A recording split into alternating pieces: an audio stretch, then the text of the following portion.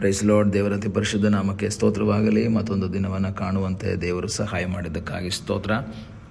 ಆತನು ಮಾಡಿದ ಎಲ್ಲ ಉಪಕಾರಗಳಿಗಾಗಿ, ಎಲ್ಲ ಆಶೀರ್ವಾದಗಳಿಗಾಗಿ ದೇವರಿಗೆ ಸ್ತೋತ್ರವನ್ನು, ಮಹಿಮೆಯನ್ನು ಸಲ್ಲಿಸ್ತೇನೆ. ಇಂದಿನ ವೇದ ಅಧ್ಯಯನಕ್ಕಾಗಿ ಒಂದು ವಾಕ್ಯವನ್ನು ಓದಿಕೊಳ್ಳೋಣ.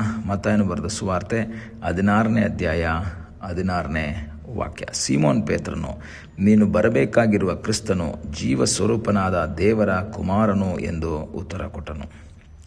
ಯೇಸುಸ್ವಾಮಿ ತನ್ನ ಸೇವೆಯನ್ನು ಮಾಡುತ್ತಾ ಇರುವಂತಹ ಸಮಯದಲ್ಲಿ, ಸೇವೆಗಾಗಿ ಬಂದಾಗ ಅನೇಕರು ಅನೇಕ ರೀತಿಯ ಅಭಿಪ್ರಾಯಗಳನ್ನು ಹೇಳ್ತಾ ಇದ್ದಾರೆ. ಯೇಸುವನ್ನು ವ್ಯತ್ಯಸ್ತ ರೀತಿಯಲ್ಲಿ ಕಾಣ್ತಾ ಇರುವಂತಹ ಒಂದು ಗುಂಪನ್ನು ನಾವು ನೋಡ್ತಾ ಇದ್ದೀವಿ.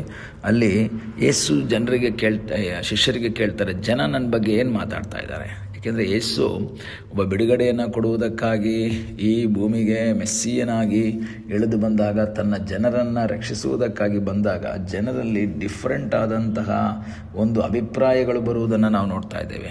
ಆಗ ಯೇಸು ಸ್ವಾಮಿಗೆ ಗೊತ್ತು, ಜನ ವಿವಿಧ ರೀತಿಯಲ್ಲಿ ಮಾತಾಡ್ತಾ ಇದ್ದಾರೆ ಅಂತ. ಈಗ ಜನರ ಏನು ಮಾತುಗಳು ಏನಿದೆ ಅಂತೇಳಿ ಶಿಷ್ಯರಿಗೆ ಕೇಳ್ತಾರೆ. ಶಿಷ್ಯರು ಅವಾಗ ಏನು ಹೇಳ್ತಾರೆ?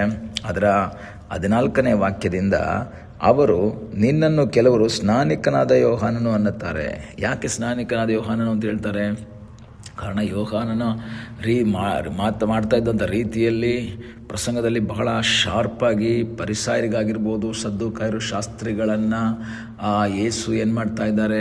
ಒಂದು ವಿರೋಧದಿಂದ ಮಾತಾಡ್ತಾ ಇದ್ದಾರೆ. ಕೋಪದಿಂದ ಅವ್ರ ಸಂಗಡ ಒಡನಾಡ್ತಾ ಇದ್ದಾಗ ಜನ ತಿಳ್ಕೊಂಡ್ರು, ಸ್ನಾನಿಕನಾದ ಯೋಹಾನ ಸತ್ತಿದ್ದಾನೆ, ಇವನು ಒಬ್ಬ ಸ್ನಾನಿಕನಾದ ಯೋಹಾನನ ಆತ್ಮವುಳ್ಳವನು ಅಂತ. ಕೆಲವರು ಏಲಿಯನು ಅಂತ ಹೇಳ್ತಾ ಇದ್ದಾರೆ, ಆದರೆ ಬೇರೆ ಕೆಲವರು ಯೆರೆಮೀಯನು ಅಂತ ಹೇಳ್ತಾರೆ, ಬೇರೆ ಕೆಲವರು ಪ್ರವಾದಿಗಳಲ್ಲಿ ಒಬ್ಬನು ಎಂಬುದಾಗಿ ಎಲ್ಲ ಹೇಳ್ತಾ ಇದ್ದಾರೆ. ಈ ರೀತಿ ಡಿಫ್ರೆಂಟ್ ಒಪಿನಿಯನ್ ಯೇಸು ಸ್ವಾಮಿ ಬಗ್ಗೆ ಬರ್ತಾ ಇದೆ.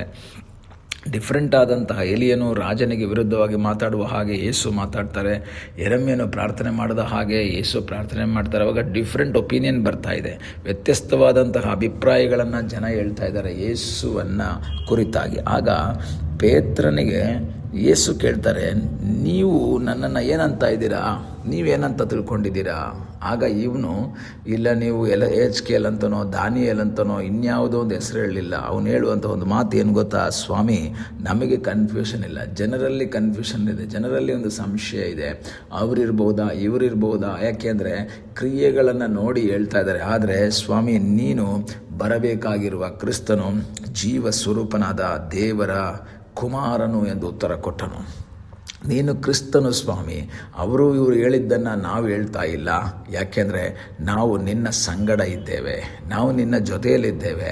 ನಮಗೆ ಗೊತ್ತಾಗಿದೆ ನೀನು ಯಾರು ಅಂತ. ಯೆರೆಮೀಯ ಅಂತ ನಾವು ಹೇಳಲ್ಲ, ಏಲಿಯಾ ಅಂತ ನಾವು ಹೇಳಲ್ಲ, ಸ್ನಾನಿಕನಾದ ಯೋಹಾನ ಅಂತ ನಾವು ಹೇಳಲ್ಲ. ಯಾಕೆಂದರೆ ನೀನು ಯಾರು ಅಂತ ನಮಗೆ ಚೆನ್ನಾಗಿ ಗೊತ್ತಿದೆ. ಈ ಹಗಲ ಸಮಯದಲ್ಲಿ ಪ್ರಿಯ ದೇವರ ಮಕ್ಕಳೇ, ನಾನು ನೀವು ಕ್ರಿಸ್ತನನ್ನು ಏನಂತ ತಿಳ್ಕೊಂಡಿದ್ದೇವೆ? ನಮ್ಮ ಜೀವಿತದಲ್ಲಿ ಏನಂತ ನಾವು ಯೇಸು ಸ್ವಾಮಿಯನ್ನು ಅಂಗೀಕರಿಸ್ಕೊಂಡಿದ್ದೇವೆ? ನನ್ನ ರಕ್ಷಕನು ಅಂತನ, ನನ್ನ ಕರ್ತನು ಅಂತನ, ಅಥವಾ ಇನ್ಯಾವುದೋ ಒಂದು ಸನ್ನಿವೇಶನ? ಆದರೆ ದೇವರು ನಮಗೋಸ್ಕರವಾಗಿ ಇಳಿದು ಬಂದಾತನು ನಮ್ಮ ಕರ್ತನಾದ ಯೇಸು ಕ್ರಿಸ್ತನು. ಈ ದಿವಸಗಳಲ್ಲಿ ಈ ಶಿಷ್ಯರುಗಳಿಗೆ ಹೇಗೆ ಅದು ಗೊತ್ತಾಯಿತು? ನೀನು ಕ್ರಿಸ್ತನು. ಜನರೆಲ್ಲರೂ ವಿವಿಧ ರೀತಿಯ ಮಾತಾಡುವಾಗ ಇವರು ಹೇಳ್ತಾ ಇದ್ದಾರೆ, ಇಲ್ಲ ನೀನು ಅವರು ಇವರು ಅಲ್ಲ, ನೀನೊಬ್ಬ ಕ್ರಿಸ್ತನು ಅಂತ ಹೇಳೋದಕ್ಕೆ ಕಾರಣ, ನೀನು ದೇವಕುಮಾರನು ಅಂತ ಹೇಳೋಕ್ಕೆ ಕಾರಣ ಏನು ಅಂದರೆ, ಅವರು ಯೇಸು ಸ್ವಾಮಿಯ ಸಂಗಡ ನಿರಂತರವಾಗಿದ್ದವರು.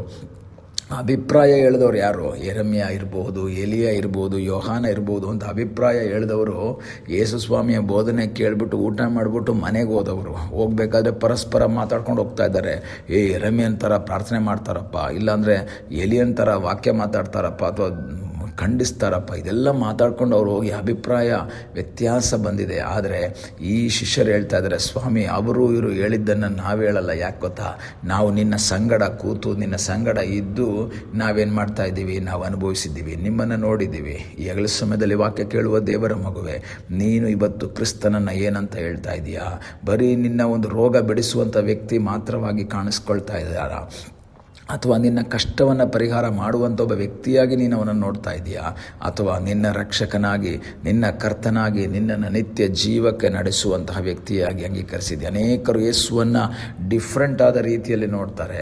ನನ್ನ ರೋಗ ಬಂದಾಗ ಯೇಸು ಸ್ವಾಮಿ ಹತ್ರ ಬರೋದು, ರೋಗ ಹೋದ ತಕ್ಷಣ ಮತ್ತೆ ಚರ್ಚಿಗೂ ಬರಲ್ಲ, ಪ್ರಾರ್ಥನೆಯೂ ಮಾಡಲ್ಲ. ಕಷ್ಟ ಪರಿಹಾರಕ್ಕಾಗಿ ಯೇಸು ಸ್ವಾಮಿ ಹತ್ರ ಬರ್ತಾರೆ, ಕಷ್ಟ ಪರಿಹಾರ ಆದಮೇಲೆ ಮತ್ತು ಯೇಸು ಸ್ವಾಮಿಯ ಆ ಮಾತುಗಳಿಗೆ ವಿಧೇಯರಾಗಲ್ಲ.